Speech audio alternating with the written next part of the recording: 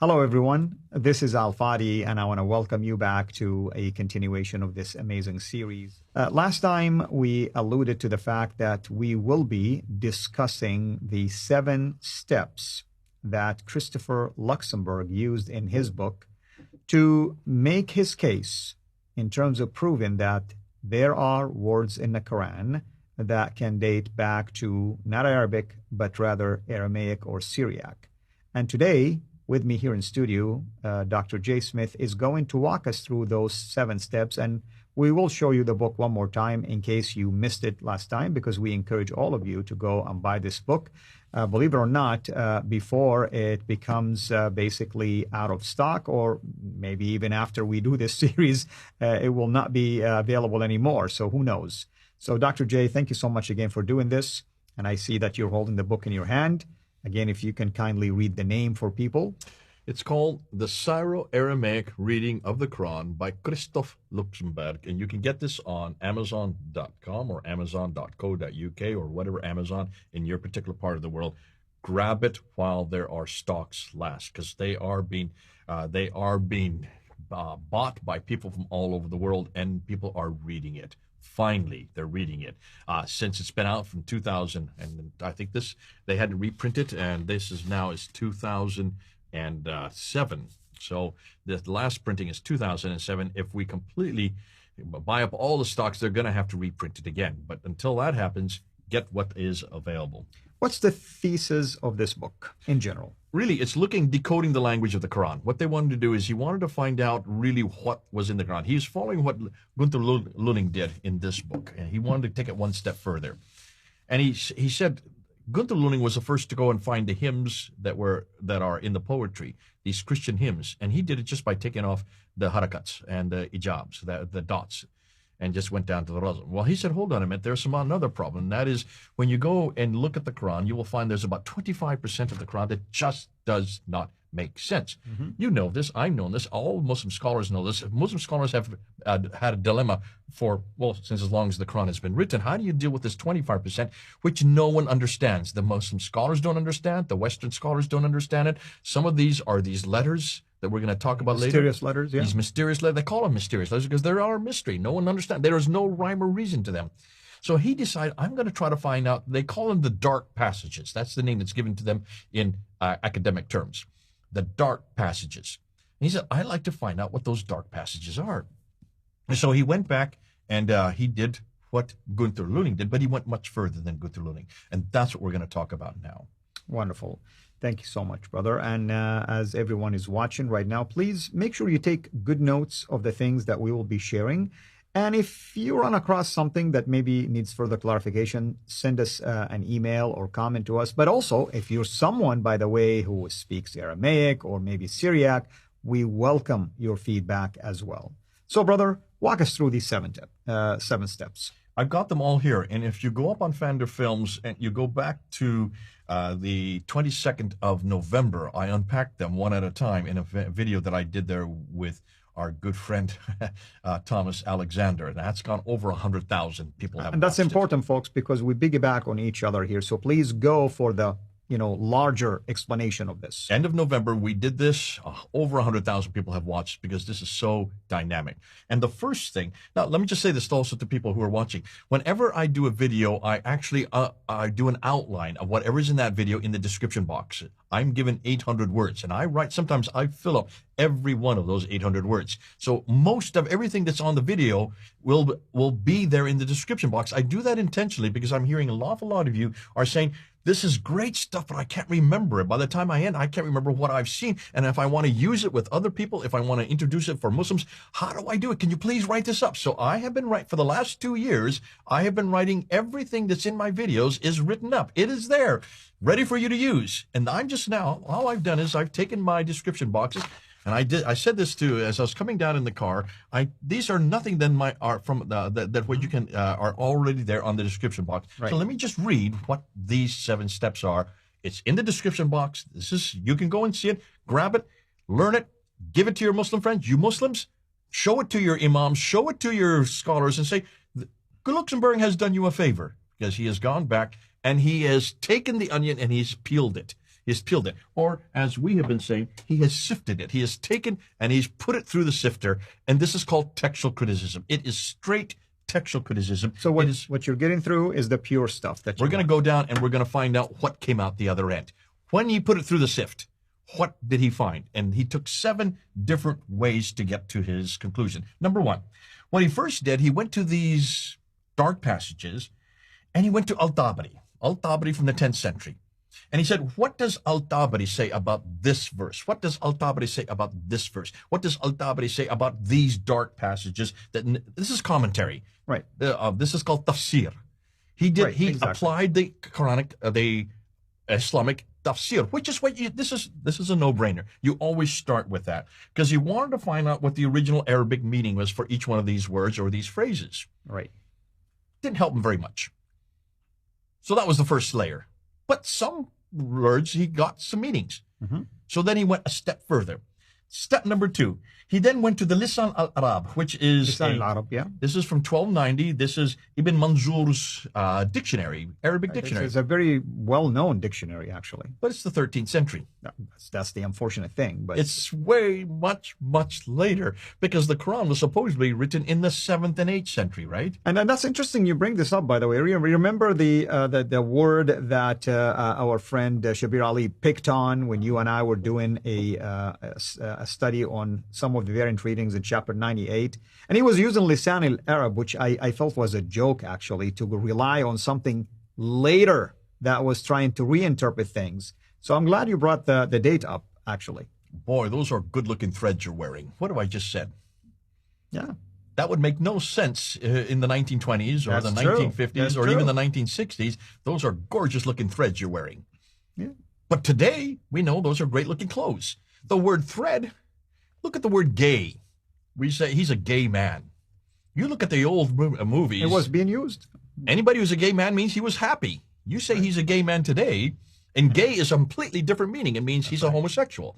So words change, especially from the 7th, 8th, 9th. Now we're talking about the 13th century, 1290 when this is written. And so Luxemburg did not help him much because that was much too late to make it. So he was getting fed up. He says, no wonder no one can find out the meaning because they have only been using Tabari and Manzur.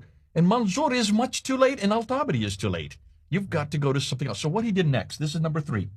He then looked for what they call, I'm going to get this right, homonymous roots in the Aramaic. So he said, hold on, let's go to the Aramaic. So he started going what this book is all about. Let's go to another language. Let's go to a sister language. Oh, let's go to the language from which Arabic was derived. See, Arabic is a very new language. Muslims tell me all the time that Arabic has been around since God eternal. It is the God's holy language. It's what God has always spoken. No, there was no Arabic when Jesus was living. Do you know of any Arabic that you can point to? Any Arabic text? There are Arabs, but not necessarily the Arabic text. There is nothing written at all. Yeah. We don't have any of it. Even, I would suggest, even the Arabic is something that is derived. And people don't realize that even Arabic is a new language. It is not as old as many of the archaic ancient languages because, for one very good reason, almost everything that we know in Arabic can only be given to us, brought to us. There's no recording of it. There is no way of knowing how old it is. The best we can go to is to look at the text itself. And there is no text prior to the 4th century AD. We have nothing prior. And one of the earliest that we have are the suspended poems by Ibn Qais. That's one of the earliest that we have. But nonetheless, let's go to the Aramaic, since this is the sister language from which the Arabic then was derived. We've talked about the Nabatean Aramaic. Well, this is Syro-Aramaic, so it's a little bit further north. This is up in what is today Damascus, which is one of the oldest cities in the world that existed. So he went back to looked for homonymous roots to see if there was any meaning in those. And he suddenly started coming across a lot of the material. The Aramaic started uncovering a lot for him, and this was a surprise to him. Well, it shouldn't have been, because he's not the first to have thought it, because this is exactly what Gunther Luning found. So it's not that it was something new, it's just that no one had tried to do this before. So that was number 3. And he found out quite a bit of the passages. Then he went and he tried introducing the Aramaic diacritics, their dots and their vowels. And he came up with a whole new set of words. That was number 4. And then he wanted to look at the Aramaic roots. Once he put the Aramaic dots and vowels on it, he said, well, hold on a minute. let's look at the different types. So he moved them around. He said, let's put, instead of having the equivalent of the dama here, let's put a kasra here. Instead of putting a fatah here, let's put a dama here. So he started moving them around for the Aramaic equivalent. And he suddenly came up with a whole new set of words that suddenly a lot of these phrases started making sense. So that was number 5. Then he tried to retranslate the presumably Arabic words back into Aramaic. So he took the Arabic, put them back into Aramaic, and looked for the semantic meanings in a Syro-Aramaic environment, which is number 6. And almost all of it started to make sense. But there are still a few that were holdouts that he still couldn't find. So what did he do? Number 7, he looked for lost meanings of Arabic word by looking in the 10th century Syro-Aramaic lexicons. He went to the equivalent of the Manzur, the Ibn Mansur's lexicon. Yeah. He then went to the equivalent in the Aramaic lexicons, which were replete because there was lots of them. Because the Aramaic, remember, Aramaic lexicons have been around since the 3rd, 4th, 5th, and 6th century because Aramaic was the liturgical language of all the Christians. So there's lots that he could do from. Once he had gone to that 7th step, he was able to uncover all the dark passages and also the mysterious letters. Now, what have I just done? 1, 2, 3, 4, 5, 6, 7. Tafsir.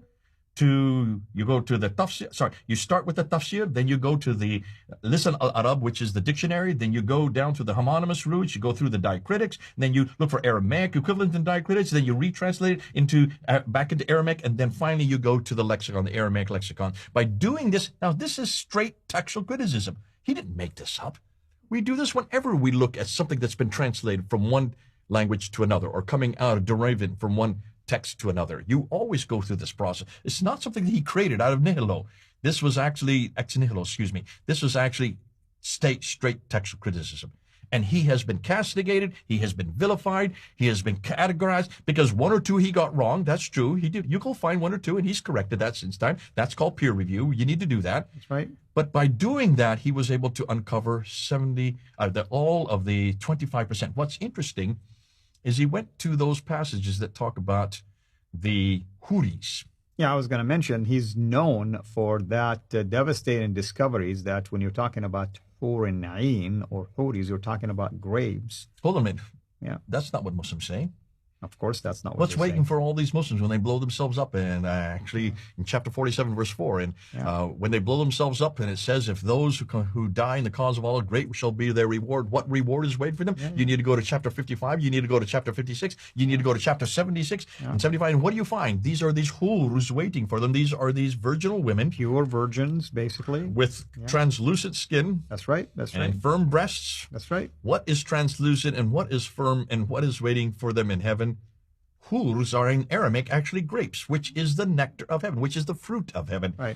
You look at Ephraim in the 4th century, and you can see, Mel sent me some pictures. He said, Jay, have you looked at these pictures of Ephraim's poem? You can see there's a picture of Abraham, Isaac, and Jacob in heaven. And what are they holding? They're holding a bunch of grapes. Translucent skin and firm, because that's the ripe grapes. That's what you're looking for, the firm, translucent skin. It has nothing to do with women. Yeah. It has everything to do with grapes. So what has the Arabic done to that which was nice and beautiful? It has bastardized the very idea of what's waiting for heaven for men. It has nothing to do with women.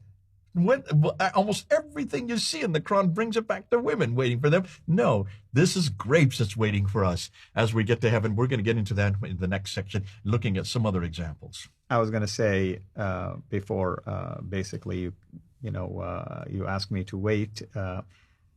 I love grapes, but not to the point of dying for them. And sadly, our Muslim friends, after this discovery, they still insist that the language of the Quran is correct over something that at least consider tracing it back to the origin of that word. Because even in Arabic, it's kind of like really strange. You don't go around telling people, you look like a whore, I mean, you don't talk like this. Only the Quran uses language like this to describe women. And sadly, there's this sexual mentality that is embedded in the Quran that I've seen videos of soon-to-be martyrs who are actually excited that they're going to go to heaven right now after they blow themselves up to the whores, not to see God, to see the whores who are waiting for them. What a devastating thing. It's absolutely devastating especially when you realize what's waiting for us in heaven. It has nothing to do with Amen. motives, it has nothing to do with wine, women, and song. Sorry, women. It's Jesus that's waiting for us. So what's next? You said we're going to talk about... I'm going to give you two examples. I'm going to give you two examples from two different surahs where this sexualization, this, I call it bastardization of what was something that was pure, had been sexualized. And this is what the Arabic Quran has done to what was usually, usually at the beginning, beautiful. Amen. Thank you so much. And everyone, hopefully you are really tracking with us, taking notes of everything, and sharing with our Muslim friends. Most even importantly, encouraging them not only to watch this series, but even encouraging them to buy these books that we've been at least sharing with you here and giving you their titles and showing them to you, because it's really important for you and for them to have these books in your library, to go and explore the information that we are unpacking through. And this is why I like what we're doing here, me and Dr. J, is like, you can get the book possibly, but I wonder if you can even have the time to go through it, or maybe even if you went through it, maybe there are still parts in there that don't make sense to you. This is why we're unpacking things for you to help you at least capture the big picture when it comes to those kind of information. Until we meet again next time, have a blessed day.